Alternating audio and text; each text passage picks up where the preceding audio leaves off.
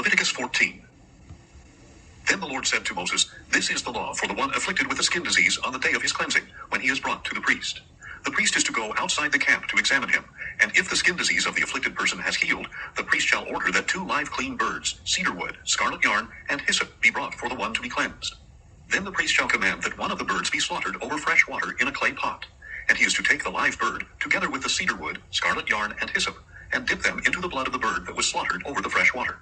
7 times he shall sprinkle the one to be cleansed of the skin disease. Then he shall pronounce him clean, and release the live bird into the open field. The one being cleansed must wash his clothes, shave off all his hair, and bathe with water. Then he will be ceremonially clean. Afterward he may enter the camp, but he must remain outside his tent for 7 days. On the 7th day he must shave off all his hair, his head, his beard, his eyebrows, and the rest of his hair. He must wash his clothes and bathe himself with water, and he will be clean.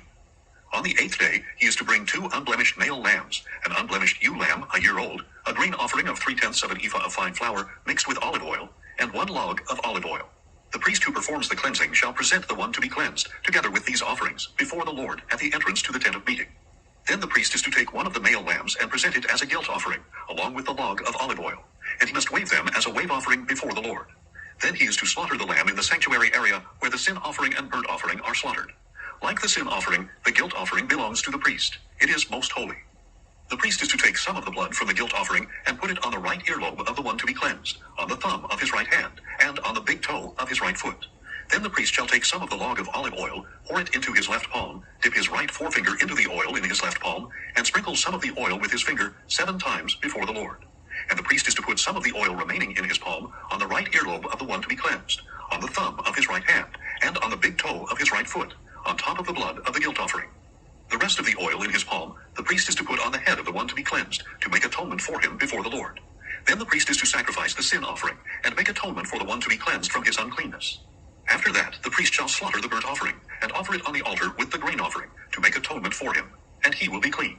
If, however, the person is poor, and cannot afford these offerings, he is to take 1 male lamb as a guilt offering to be waved to make atonement for him, along with 1/10 of an ephah of fine flour mixed with olive oil for a grain offering, a log of olive oil, and 2 turtle doves or 2 young pigeons, whichever he can afford, one to be a sin offering and the other a burnt offering.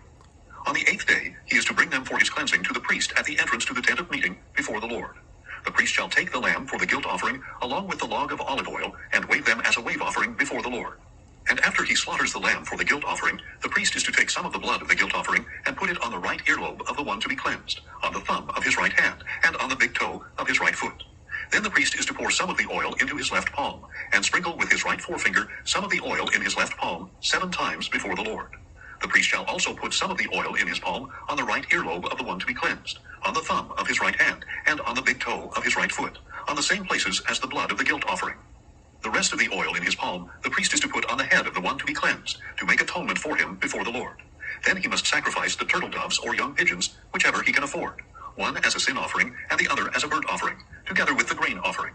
In this way the priest will make atonement before the Lord for the one to be cleansed. This is the law for someone who has a skin disease and cannot afford the cost of his cleansing.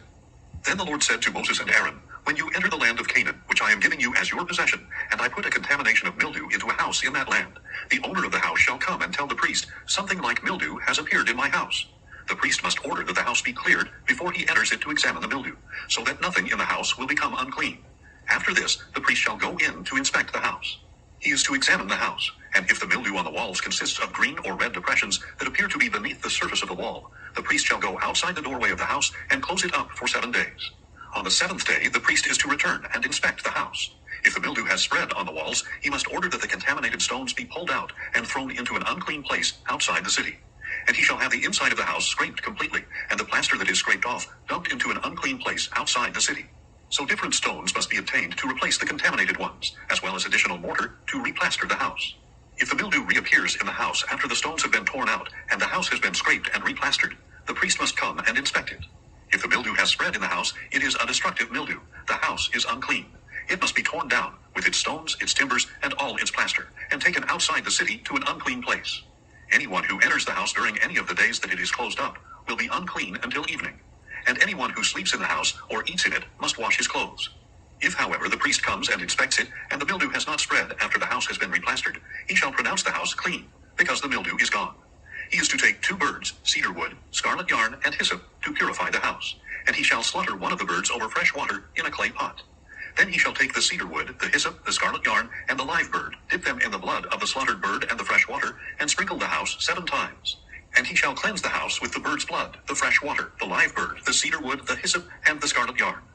Finally, he is to release the live bird into the open fields outside the city. In this way he will make atonement for the house, and it will be clean.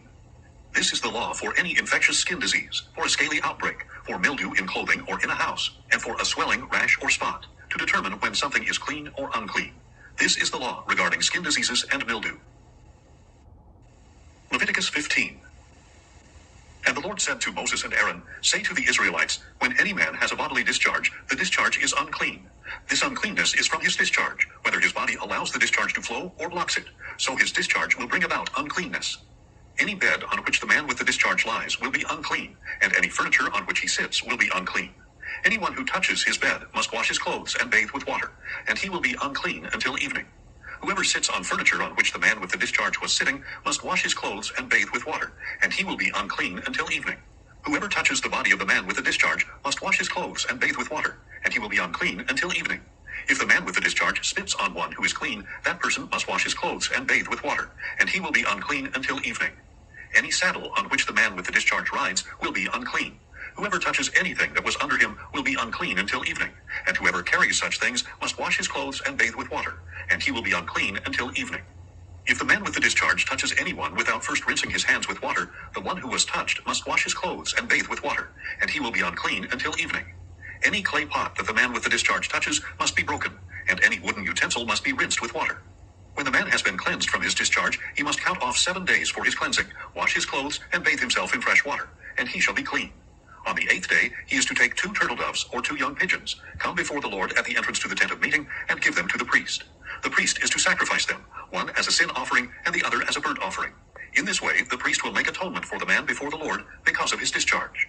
When a man has an emission of semen, he must bathe his whole body with water, and he will be unclean until evening.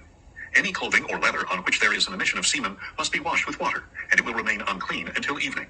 If a man lies with a woman and there is an emission of semen, both must bathe with water, and they will remain unclean until evening. When a woman has a discharge consisting of blood from her body, she will be unclean due to her menstruation for 7 days, and anyone who touches her will be unclean until evening. Anything on which she lies or sits during her menstruation will be unclean, and anyone who touches her bed must wash his clothes and bathe with water, and he will be unclean until evening. Whoever touches any furniture on which she was sitting must wash his clothes and bathe with water, and he will be unclean until evening. And whether it is a bed or furniture on which she was sitting, whoever touches it will be unclean until evening. If a man lies with her and her menstrual flow touches him, he will be unclean for 7 days, and any bed on which he lies will become unclean. When a woman has a discharge of her blood for many days at a time other than her menstrual period, or if it continues beyond her period, she will be unclean all the days of her unclean discharge, just as she is during the days of her menstruation. Any bed on which she lies or any furniture on which she sits during the days of her discharge will be unclean, like her bed during her menstrual period. Anyone who touches these things will be unclean. He must wash his clothes and bathe with water, and he will be unclean until evening. When a woman is cleansed of her discharge, she must count off 7 days, and after that she will be ceremonially clean. On the 8th day, she is to take 2 turtle doves or 2 young pigeons, and bring them to the priest at the entrance to the tent of meeting. The priest is to sacrifice one as a sin offering, and the other as a burnt offering. In this way, the priest will make atonement for her before the Lord for her unclean discharge. You must keep the children of Israel separate from their uncleanness, so that they do not die by defiling my tabernacle, which is among them. This is the law of him who has a discharge, of the man who has an emission of semen, whereby he is unclean, of a woman in her menstrual period, of any male or female who has a discharge, and of a man who lies with an unclean woman. Leviticus 16. Now the Lord spoke to Moses after the death of 2 of Aaron's sons, when they approached the presence of the Lord. And the Lord said to Moses, Tell your brother Aaron not to enter freely into the most holy place behind the veil in front of the mercy seat on the ark, or else he will die, because I appear in the cloud above the mercy seat. This is how Aaron is to enter the holy place, with a young bull for a sin offering and a ram for a burnt offering. He is to wear the sacred linen tunic with linen undergarments. He must tie a linen sash around him and put on the linen turban. These are holy garments, and he must bathe himself with water before he wears them. And he shall take from the congregation of Israel 2 male goats for a sin offering and 1 ram for a burnt offering. Aaron is to present the bull for his sin offering and make atonement for himself and his household. Then he shall take the 2 goats and present them before the Lord at the entrance to the tent of meeting. After Aaron casts lots for the two goats, one for the Lord, and the other for the scapegoat, he shall present the goat chosen by lot for the Lord, and sacrifice it as a sin offering. But the goat chosen by lot as the scapegoat shall be presented alive before the Lord, to make atonement by sending it into the wilderness as the scapegoat. When Aaron presents the bull for his sin offering and makes atonement for himself and his household, he is to slaughter the bull for his own sin offering. Then he must take a censer full of burning coals from the altar before the Lord, and 2 handfuls of finely ground fragrant incense, and take them inside the veil. He is to put the incense on the fire before the Lord, and the cloud of incense will cover the mercy seat above the testimony, so that he will not die. And he is to take some of the bull's blood and sprinkle it with his finger on the east side of the mercy seat. Then he shall sprinkle some of it with his finger 7 times before the mercy seat. Aaron shall then slaughter the goat for the sin offering for the people, and bring its blood behind the veil. And with its blood he must do as he did with the bull's blood. He is to sprinkle it against the mercy seat and in front of it.